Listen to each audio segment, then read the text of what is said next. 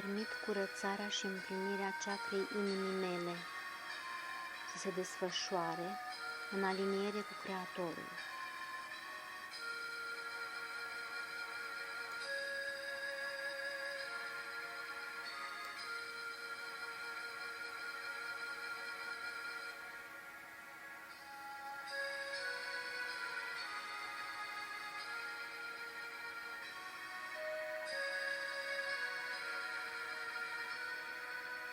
Sfinte Arhanghel Mihail, Sfinte Arhanghel Mihail, Sfinte Arhanghel Mihail, îți onorez prezența, iubirea și protecția care mă sprijină acum.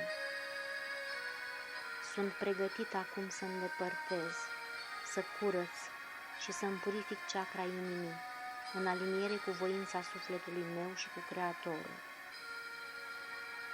Fie ca toate contractele, jurămintele și promisiunile legate de sau menținute în chakra inimii mele și care nu mai sunt necesare, să fie vindecate și eliberate cu ușurință.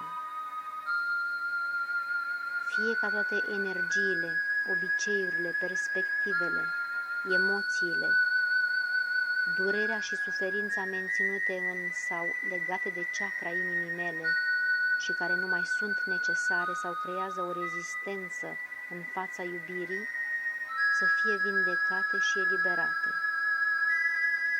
În fiecare zi îmbrățișez esența iubirii pure, expansionată de la Creator în sufletul și chakra inimii mele, recunoscând iubirea pură drept adevărul meu în realitatea mea acum. Mulțumesc, mulțumesc, mulțumesc.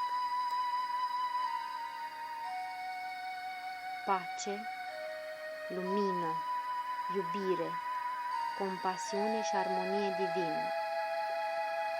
Slavă Tatălui și Fiului și Sfântului Duh, și acum și pururea și în vecii vecilor. Amin.